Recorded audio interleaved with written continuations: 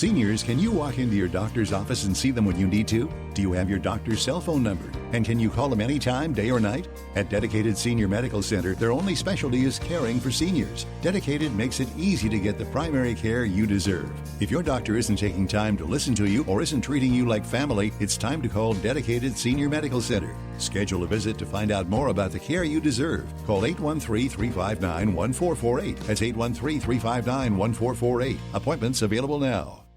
Welcome to Cafecito with Rosie On Air, where you'll get to know local professionals, entrepreneurs, movers, and shakers, and how they're helping their community. Hear exclusive interviews from thriving individuals, get inspired, and learn from them. And now, your host, author, speaker, commissioner, Medicare broker, business owner, published author, and business trailblazer, Rosie Paulson. Bienvenidos to Cafecito with Rosie On Air. I am Rosie Paulson, the owner of Rosie Paulson Enterprises and SNR Services. And we are grateful to our sponsors, Dedicated Senior Medical Center. Dedicated Senior Medical Center is a family-owned primary and specialty care practice committed to deliver superior health care to Medicare-eligible seniors. I am a commissioner, a Medicare insurance broker, a public speaker, and in 2020, I became the published author of the book Ñeque, where I help small business owners achieve a thriving, successful, and profitable business. I've been living my American dream for 32 years in the Tampa Bay area. And today, I am honored to introduce Dr. Nareesha Khan. Dr. Khan is a board-certified physician specializing in internal medicine.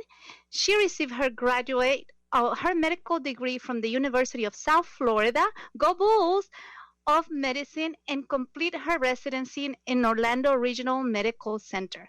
Dr. Khan enjoys guiding her patients to better health and says, I enjoy teaching and breaking down the why of medicine, as I truly feel it removes the mystery and intimidation of why we do what we do. Welcome, Dr. Khan. How are you today? Hi, Rosie. I'm well. Thank you for asking, and I'm truly honored to be here as a part of your show. Thank you for having us. Thank you. Thank you for believing in our community, and thank you for believing in Cafecito with Rosie.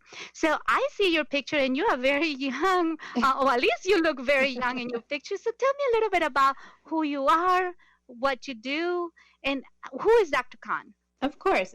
So truly, I am actually an immigrant. I have grown up in Tampa since the age of 4, so I love this city with as much passion as I can. I've grown up here, and this is all I know. I was born in Trinidad and Tobago. My parents came to the U.S. When I was 4 years old with nothing, and we truly also are living the American dream and are just so honored to truly live that dream in this country.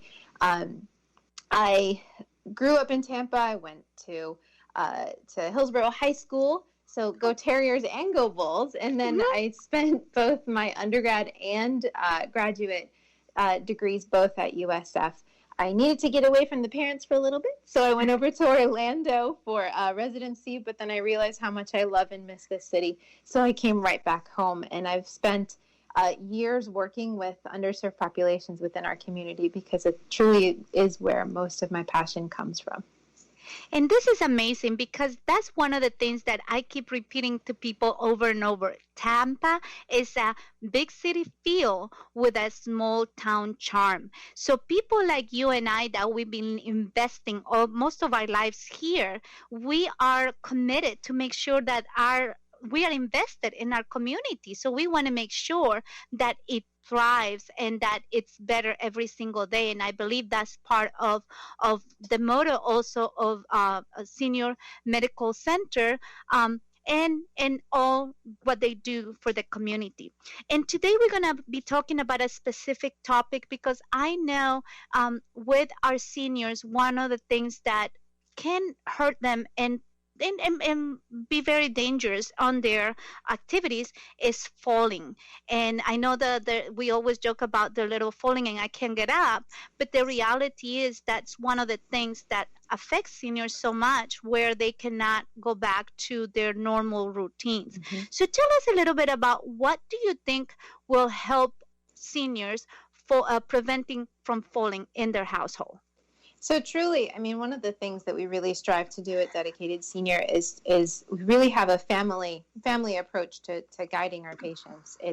We see our patients every month, and one of the things that I treasure with working with with our patients and our family, who, you know, our patients become our family, is I see them grow, get stronger, but within these past few months, especially with the pandemic, one of the things I've seen the most, and it's been so heartbreaking, is a lot of broken bones.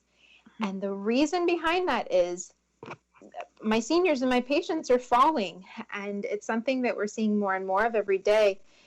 The saying is true when it comes to anything, but especially with falls. If we don't use it, we lose it. Right. And so not moving and having this you know, we're staying in our homes more, we're not moving as much. The weather is cold. You know, we go in Florida from steaming hot to freezing outside. And so we don't get too many days where we can get out and walk. And so there are a lot of tips and tricks to help with some fall prevention. I can go into a few of them if you'd like me to. Yes, that would be good too. And also, as a caregiver, what we can do for our parents or the people that we care for in their household to be able to prevent them from this to happen. Of course. Okay. So first things first, with the patient themselves, one of the things that I look for, or that a caregiver can look for in our patients, is just as simple as how much effort are we putting into getting up out of a chair. If you start noticing that you've got to hold on to those rails on the side, that's actually a really good sign that your balance is starting to falter a little bit. So if I can see a little bit of that struggle in my patients, that's actually a very first indicator for me to say, okay, I need to start working with this patient on prevention. Or if a patient starts complaining a little bit more, or a family member starts complaining a little bit more about back pain, that may be an indicator that either they're not using the back, or that the pain may inhibit them from getting that exercise and getting that valuable balance movement that is so vital to preventing a fall. There's a few things at home that we can always check for in the house. You know, there's a lot of carpeting that we can sometimes put out, or rugs that put out, and you know, those funky little bends that carpets have. Yes. And you can trip easily over those carpets. That's one huge factor in falls, is just a simple trip and fall. You know, we can trip, and so one of the benefits is if we don't have a lot of sharp objects around, or if we can trip and kind of maintain our balance, that's very helpful, rather than tripping and using our hands, you know, to break our fall, or our butts to break our fall. If there's steps at home, we want to make sure those steps and any pathways are well lit. We want to make sure that if there are any surfaces like around sinks, kitchens, bathtubs, make sure that those areas have something to keep it dry. That's typically very helpful.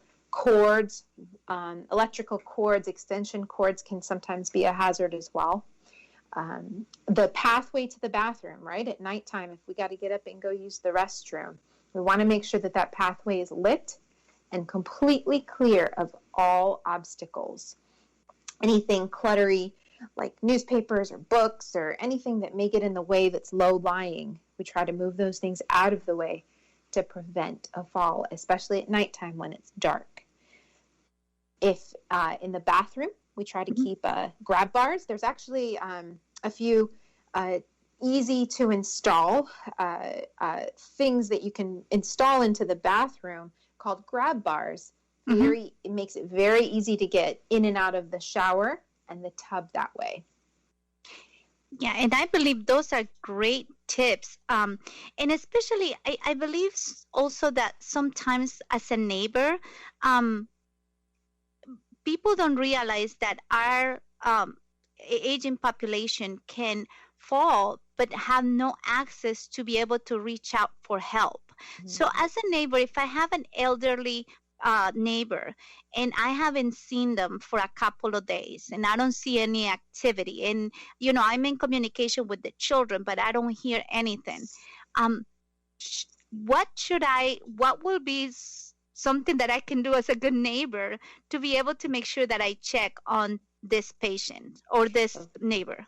Right. So you're absolutely right. If there's a neighbor and you know that they always go out and get their newspapers every day, or you know that there's a routine that they do all the time, one of the best things to do if you see them missing from that routine is either give them a phone call or just a simple knock on the door. And if there is no response, sometimes taking it to that next step, sometimes we actually have to do home visits on our patients or check on our patients, go to their house, send someone out from the center themselves and check on the patient, knock on the door, look in and make sure the patient's okay. Try it every number and family member that we know, or just even simply calling a family member and saying, hey, have you heard from your mom lately?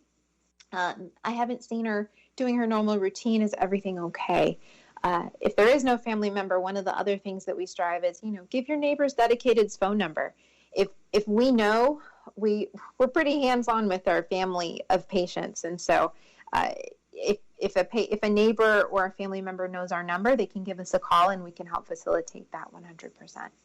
Yeah, and I think that's very important. I just thought about it right now, and I'm thinking, I know there's the little magnets that people can put in the refrigerator, and you have that as a marketing tool for your patients. So especially a caregiver, if the kids live in another state or something, find that neighbor that they can have that number and be able to communicate with the doctor.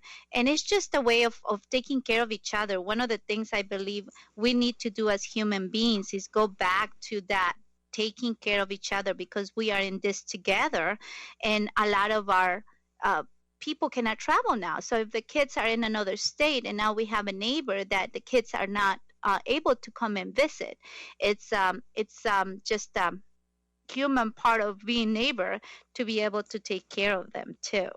Very much so. We love each other, and that's one of the best things that the pandemic has truly brought that out. It is how much we love each other as human beings through all of the stressors, and we really look out for each other. So having good neighbors is priceless. Now tell me a little bit about exercises, perhaps to be able to stretch and make some of your muscles, because I know my knees sometimes remind me that I'm 50 years old, right? My mind thinks I'm 15 years old, but my knees keep saying, no, Rosie, you're 50. So yes. How can I approach that or start with something in my aging years?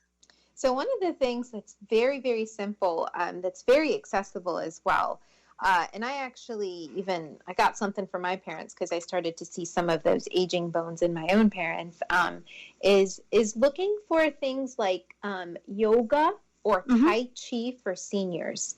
It is so helpful and very low impact, very gentle and slow. And when we do those types of exercises like yoga and Tai Chi, what it does with balance is so remarkable. I've had patients start doing a Tai Chi program because prior to the pandemic, we do Tai Chi in the office, and I see them going from falling every other week to no falls and no back pain at all. It's amazing what it can do to strengthen the muscles that we use just to stand and to get up and to walk, to maintain that function. So simple exercises like stretching and safely stretching to work on our legs and our upper body can all be done with a simple yoga or Tai Chi for seniors that's made for seniors.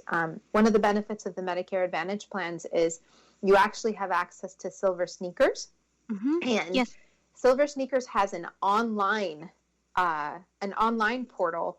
You have to have a login, but with your Medicare Advantage plans, you do get that login and that access, unlimited access to Silver Sneakers, and they have on-demand yoga and Tai Chi for seniors, among a lot of other great virtual programs that are accessible by tablet, by phone. YouTube has exercises